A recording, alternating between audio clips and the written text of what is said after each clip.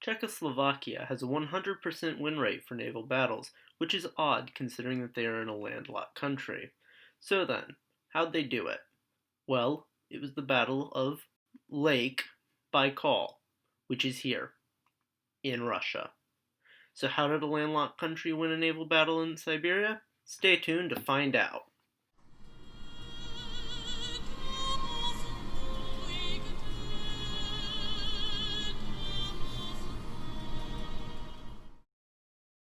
Before we discuss the battle itself, we should probably address what a bunch of Czech boys were doing 6,000 miles away from Czechoslovakia in the first place. You see, once upon a time the map of Europe looked like this, and these blokes were at war with these Jungas. However, for this, the only two we care about are Austria-Hungary and Russia. You see, there were a bunch of guys from this area of Austria-Hungary who thought it should be called Czechoslovakia instead, and so they went and signed up for the Russian army to make that happen. So, these Czechs and Slovaks who signed up were put into their own division, which came to be known as the Czechoslovak Legion, and by golly, they were going to retake the Holy Land, or wait, no, just like Prague or something. Unfortunately, this plan hit a slight bump when there was a teeny tiny itsy bitsy little problem called the complete overthrow of the Russian government in October of 1917. After the Bolsheviks rose up against the Tsar, the Czechs weren't exactly keen on fighting for a bunch of filthy commies, and the filthy commies, for their part, weren't exactly too keen on having a large foreign army in their territory. So the Czechs wanted out, and the Russians wanted them out. It should have been so easy. But, the Central Powers still owned Czechoslovakia, so that was a bit of a problem. The Czechs still had over 70,000 men with them, but the Central Powers had more. So they weren't going to be able to do this one by themselves. Fortunately, France said, "Oh, you can come in the fight for us." Unfortunately, as you may have noticed, the Central Powers are in the center, and therefore were between Russia and France. More fortunately, the United States offered to ship them over to France, but because this meant that they were going to have to go the long way around, first they were going to have to get themselves to Vladivostok, and thus began their odyssey journey across the entire Soviet Union. Unfortunately, because traveling is not like in the Muppets with just lines on a map, this meant that they were going to have to fight the entire way there.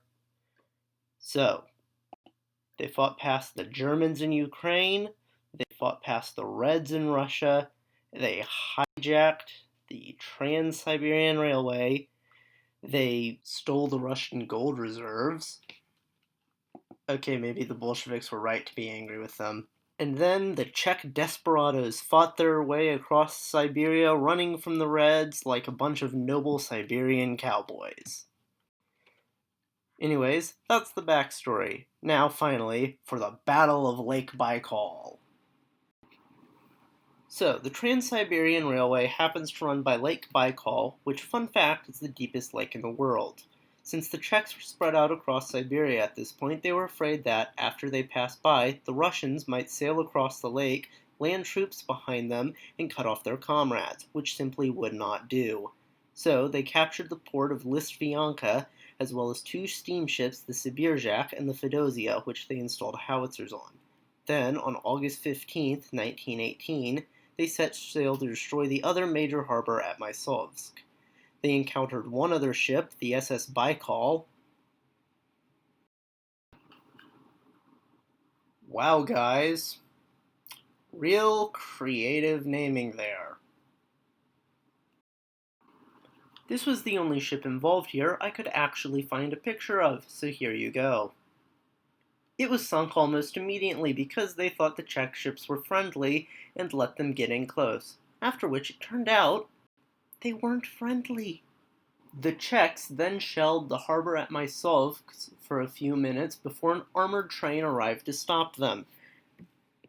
With the harbor destroyed and the only other warship on the lake sunk, they wisely decided that they'd rather not join them, and so they left.